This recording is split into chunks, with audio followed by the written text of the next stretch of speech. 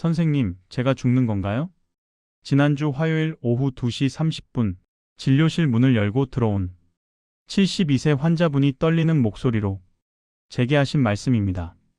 혹시 여러분도 지난 1년 안에 검진받고 나서 이런 말 들어보신 적 없으신가요? 여기 이 부분이 조금 의심스럽네요. 일단 추적 관찰이 필요하겠습니다.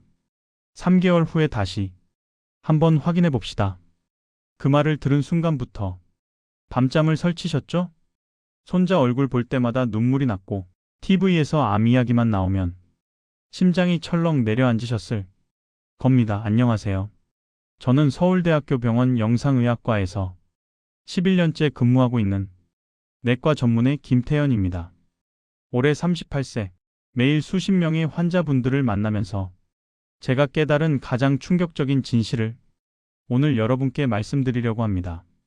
솔직히 말씀드리면 제가 오늘 하는 이야기 때문에 병원 동료들이 저를 싫어할 수도 있습니다. 하지만 더 이상 침묵할 수 없었습니다. 지난 10년간 제가 직접 본 것만 해도 건강했던 분들이 불필요한 검진 하나 때문에 인생이 무너지는 경우를 수없이 봤습니다. 지금부터 제가 하는 이야기 메모하시면서 들어주세요. 여러분의 생명과 직결된 문제니까요. 영상이 도움이 되신다면 구독과 좋아요, 그리고 알림 설정 꼭 부탁드립니다. 제 환자분 이야기부터 시작하겠습니다. 지난 3월 16일 금요일 정확히 기억합니다. 오후 진료 시간이었습니다. 예약 명단을 보니 박순자 71세 PET 검진 후 상담 요청이라고 적혀 있었어요. 진료실 문이 열렸을 때 저는 깜짝 놀랐습니다. 한 달 전만 해도 혈압약 처방 받으러 오셨을 때 건강하고 밝으셨던 분이 완전히 다른 사람이 되어 계셨거든요. 10kg은 빠지신 것 같았고 눈가는 푹 꺼져 있었고 손은 계속 떨리고 계셨습니다. 선생님, 저 췌장암이래요. 제가 얼마나 더 살 수 있을까요? 저는 급히 검사 결과지를 확인했습니다. PET 판독문에는 이렇게 적혀 있었어요. 췌장에 뭔가 반짝이는 게 보이는데 암일 가능성을 배제할 수 없다라고 말입니다. 환자분이 받으신 설명서에는 더 무섭게 쓰여 있었습니다. 췌장암이 의심되니 즉시 정밀 검사를 받으셔야 합니다. 여러분, 제가 11년간 영상의학을 하면서 이런 경우를 정말 많이 봤습니다. PET서 췌장이 밝게 나오는 경우, 실제로 췌장암인 경우가 몇 %나 될까요? 놀랍게도 10% 미만입니다. 나머지 90%는요? 그냥 췌장염이거나 당뇨가 있어서 그런 거거나 검사 전날 고기를 드셨거나 심지어 아무 문제 없는데 기계 오류인 경우도 있습니다. 하지만 환자분들은 그걸 모르시죠? 아니, 제가 설명을 드려도 그래도 혹시 모르잖아요 라는 불안감에 사로잡히십니다. 박순자님도 그러셨습니다. 결국 조직 검사를 받기로 하셨어요. 내시경을 목구멍으로 넣어서 췌장까지 들어가서 조직을 떼어내는 검사입니다. 그런데 검사 도중 합병증이 생겼습니다. 급성 췌장염, 췌장이 갑자기 붓고 염증이 생기면서 극심한 복통이 왔어요. 박순자님은 2주간 입원하시면서 금식하고 링거만 맞으셨습니다. 여러분, 췌장염이 얼마나 아픈지 아십니까? 제가 의대 때 췌장염 환자분을 본 적이 있는데 그분이 하신 말씀이 아직도 기억납니다. 선생님, 차라리 죽여주세요. 이렇게까지 아플 줄 몰랐어요. 박순자님도 2주 동안 그 고통을 겪으셨습니다. 그리고 최종 조직 검사 결과가 나왔습니다. 양성 문제 없음, 아무것도 아니었습니다. 원래 건강하셨던 겁니다. 하지만 박순자님은 지금 어떻게 되셨을까요? 한 달 전만 해도 매일 아침 공원 산책 다니시고 경로당에서 친구분들 만나시고 손주 봐주시면서 행복하게 지내시던 분이 지금은 병원만 가면 공황 발작이 옵니다. 밤에 잠을 못 주무시고 식사도 제대로 못 하시고 우울증 약을 드시고 계십니다. 저는 그날 진료실에서 박순자님께 이렇게 말씀드렸습니다. 어머님, 정말 죄송합니다. 이런 검사는 받지 말았어야 했어요. 제가 의사로서 미리 말씀드렸어야 했는데 그날 집에 돌아가면서 저는 생각했습니다. 이 상황, 박순자님만의 문제가 아니구나. 지금 이 순간에도 전국의 수많은 어르신들이 똑같은 일을 겪고 계시겠구나.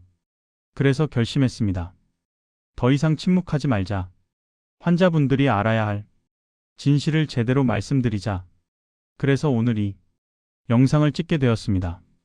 의사들이 말하지 않는 진실. 여러분, 저희 병원 의사, 휴게실에서 동료들이랑 점심 먹으면서 나누는 대화 들려드릴까요? 야, 너 작년에 종합검진 받았어? 응, 기본만 했어. 피검사, 흉부 엑스레이, 대장 내시경, 펫CT는 안 찍었어? 미쳤어?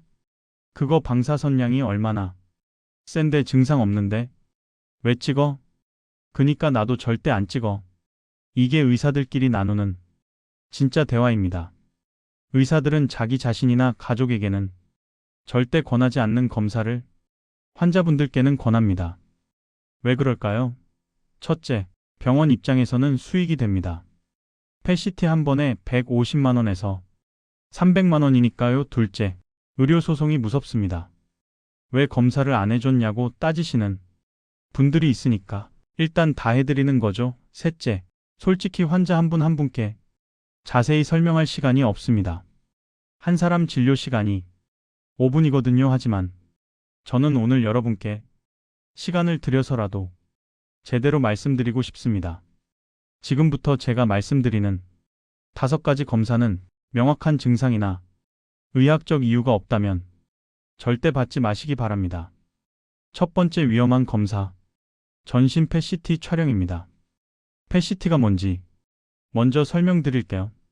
방사성 물질을 주사한 다음에 온몸을 스캔하는 겁니다.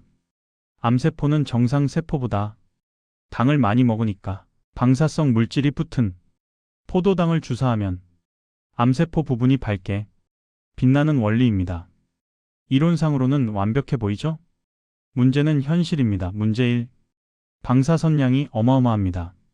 펫CT 한 번 찍으면 흉부 엑스레이 500장 찍는 것과 같은 방사선에 노출됩니다. 국제방사선방호위원회 ICRP 기준으로 이 정도 방사선량이면 암 발생 위험이 0.1에서 0.5% 증가합니다. 0.1%면 별로 안 높은 거 아니에요? 라고 생각하실 수 있는데요. 원래 암이 없던 사람이 검사 때문에 암이 생길 확률이 1000명 중 15명이라는 뜻입니다. 매년 받으면요? 누적됩니다. 문제 2. 위양성률이 너무 높습니다. 위양성이란 암이 아닌데 암처럼 보이는 경우를 말합니다. 펫CT는 암세포를 찾는 게 아니라 활발하게 당을 먹는 세포를 찾는 겁니다. 그런데 암세포만 당을 많이 먹나요? 아닙니다. 염증이 있으면 밝게 보입니다. 감염이 있으면 밝게 보입니다. 근육을 많이 쓰면 밝게 보입니다. 생리기간이면 자궁이 밝게 보입니다. 장에 음식물이 있으면 밝게 보입니다. 심지어 긴장해서 근육이 긴장되어 있어도 밝게 보입니다. 그래서 전신을 찍으면 여기저기서 의심소견이 나옵니다. 통계를 보면요. 증상 없는 사람이 펫CT를 찍으면 30-40%에서 의심, 소견이 나옵니다. 그럼 어떻게 될까요? 추가 검사를 하게 되죠. CT를 다시 찍고 LRI 찍고 조직 검사하고 제 환자분 중에 67세 이철호님이 계셨습니다. 자식들이 선물한 프리미엄 검진으로 전신 펫CT를 찍으셨어요. 결과 폐에 의심소견, 간에 의심소견, 전립선에 의심소견 3군데나 나왔습니다. 석 달 동안 정밀 검사를 받으셨어요. 폐 조직 검사, 간 조직 검사, 전립선 조직 검사 비용만 400만 원. 최종 결과 폐의 오래된 흉터는 어릴 때 폐렴 앓은 흔적이거나 간의 양성 혈관종은 태어날 때부터 있던 것이거나 전립선의 전립선 비대증은 나이 들면 흔한 것입니다. 전부 치료 필요 없는 것들이었습니다. 하지만 이철호님은 석 달 동안 지옥을 사셨습니다. 매일 암 걱정, 죽음 걱정, 가족 걱정. 그래서 제가 말씀드립니다. 펫CT는 언제 필요한가? 이미 암 진단을 받은 경우 전이 여부 확인할 때, 암 치료 후 재발 확인할 때, 원인 불명의 급격한 체중 감소, 심한 야간 발열이 있을 때, 이런 경우가 아니라면 그냥 안심하려고 찍는 PET-CT는 백해무익합니다. 두 번째 위험한 검사 증상, 없이 찍는 뇌 LRI입니다. 치매 예방 차원에서 뇌 검사 받아야 하지 않을까요? 이런 질문 정말 많이 받습니다. 결론부터 말씀드리면 뇌 증상이 없으면 뇌 MRI 찍을 필요 없습니다. 왜냐고요? 나이가 들면 뇌에 자연스러운 변화가 생깁니다. 뇌가 조금씩 줄어듭니다. 작은 혈관들이 막힙니다. 뇌실이 커집니다. 흰색 부분에 그림자가 생깁니다. 이런 변화들 70대 이상에서는 90% 이상이 가지고 계십니다. 정상 노화입니다. 문제는 뭐냐면 MRI 판독문에는 이게 무섭게 쓰여 있다는 겁니다. 다발성 뇌경색 소견 만성, 혈관 질환 백질 허혈성 변화, 중등도 이렇게 적혀 있으면 안 놀랄 수가 없죠. 제 환자분 중에 75세 권영희 님이 계셨습니다. 아들이 치매 걱정돼서 뇌 MRI를 찍어드렸대요. 판독 결과에 다발성, 미세경색, 백질 변성 이런 말이 잔뜩 있었습니다. 신경과 전문의는 말했습니다. 혈관성 치매로 진행될 수 있으니 약을 드셔야겠습니다. 항혈소 판제, 고지혈증약, 혈압약 3가지를 처방받으셨어요. 원래 혈압도 정상 120/75이고 콜레스테롤도 괜찮았는데 말이죠. 석 달 후 권영희 님은 응급실로 실려왔습니다. 심한 어지럼증과 위장출혈, 항혈소 판제 부작용이었습니다. 위 점막에서 피가 나고 있었고 내시경으로 확인한 결과 위궤양이 생겨 있었습니다. 원래 건강하셨던 분이 검사 하나 때문에 약을 먹게 되고 약 때문에 병이 생긴 겁니다. 뇌 MRI는 언제 필요한가? 갑작스러운 심한 두통이 있거나 어지럼증이 며칠째 계속될 때 또는 한쪽 팔다리에 힘이 빠지거나 말이 어눌해질 때 또는 갑자기 균형을 잡지 못할 때입니다.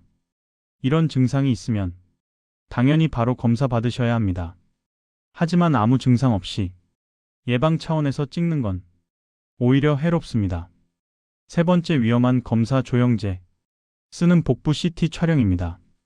전신 CT 한번 찍으면 속이 다 보이니까 안심되지 않아요? 절대 아닙니다.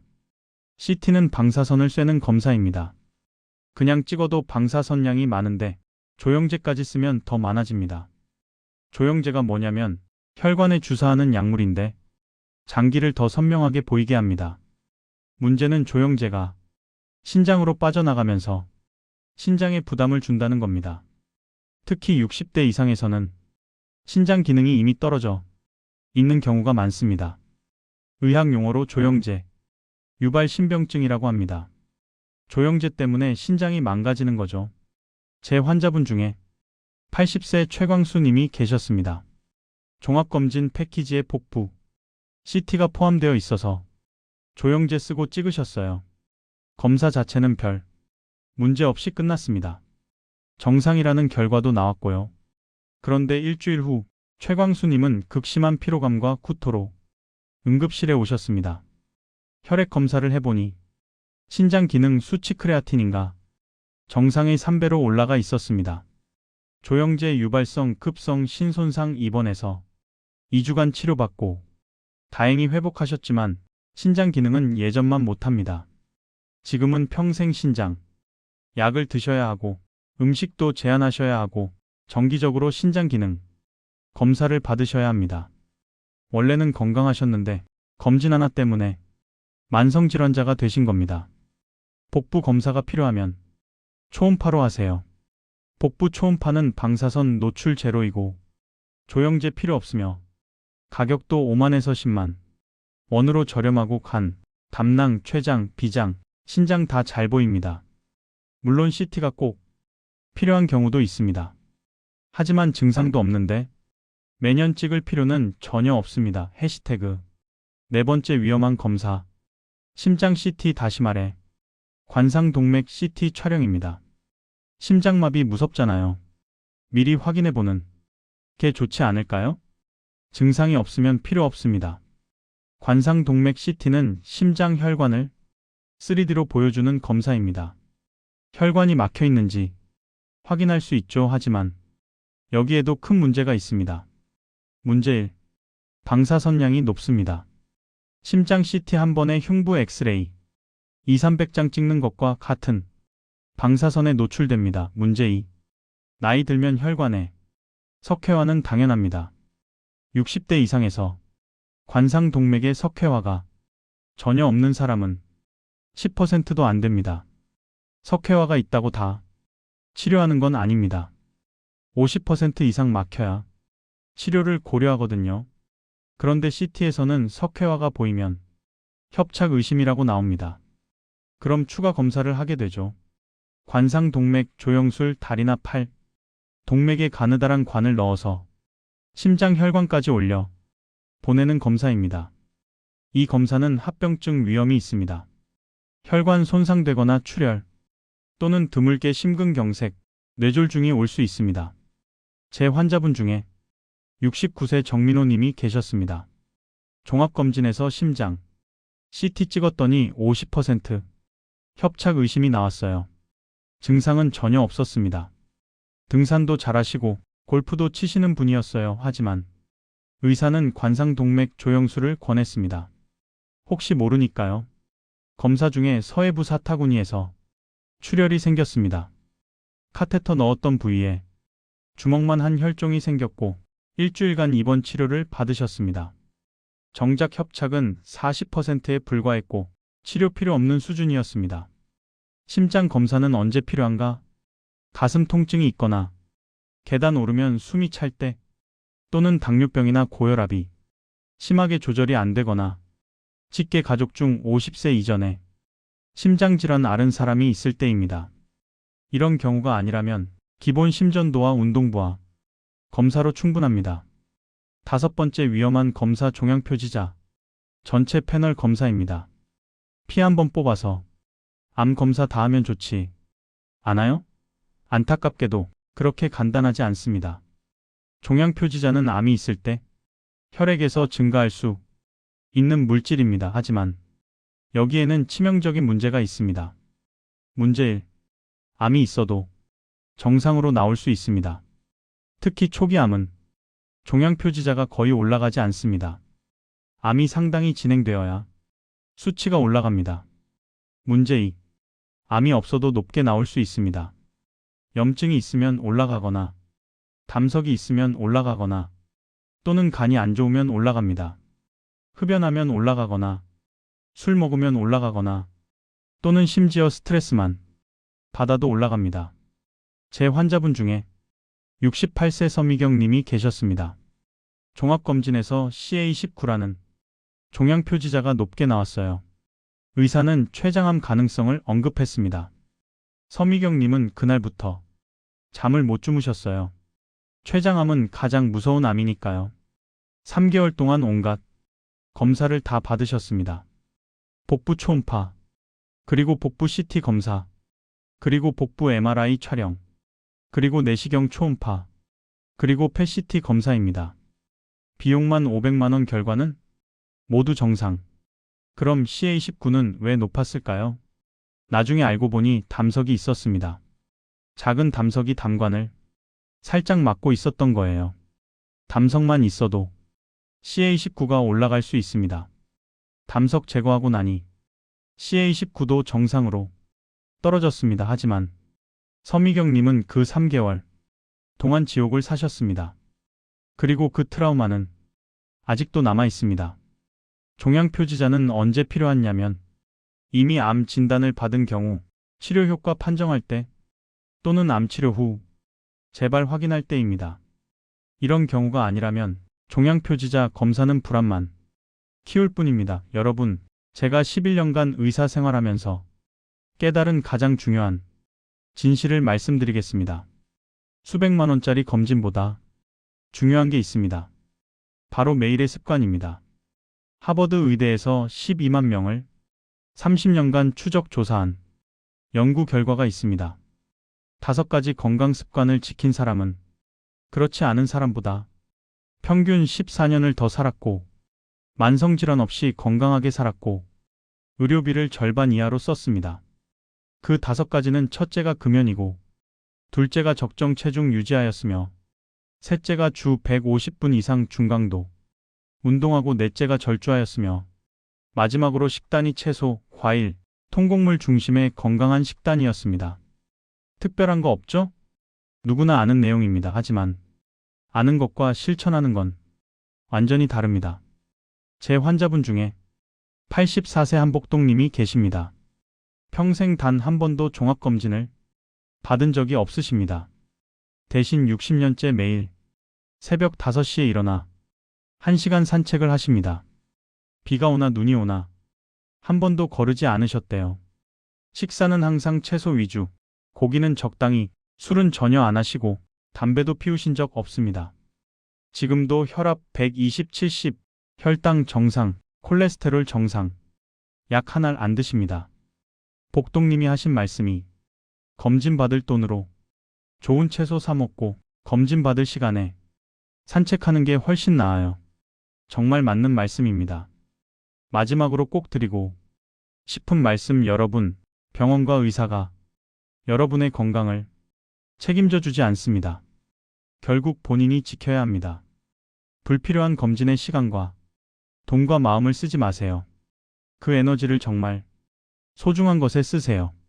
매일 아침 30분 산책하기, 그리고 채소 많이 먹기, 그리고 충분히 자기 사랑하는 사람들과 시간 보내거나 웃으며 살기입니다. 이게 진짜 건강입니다. 제가 의사로서 11년간 환자분들을 보면서 깨달은 건 행복한 사람이 건강하다는 겁니다. 손주 안아주고 친구들과 웃으며 차 마시고 좋아하는 드라마 보고 맛있는 음식 먹고 편안하게 잠드는 것. 이게 진짜 건강한 삶입니다. 검진 결과지 때문에 밤잠 설치지 마시고 걱정 때문에 가족들과의 소중한 시간 놓치지 마세요. 여러분 모두 건강하고 행복한 노후를 보내시길 진심으로 응원합니다. 오늘 영상이 도움이 되셨다면 구독과 좋아요, 그리고 알림 설정 꼭 부탁드립니다. 소중한 가족, 친구분들께도 꼭 공유해 주세요. 오늘도 건강하고 행복한 하루 보내세요. 감사합니다.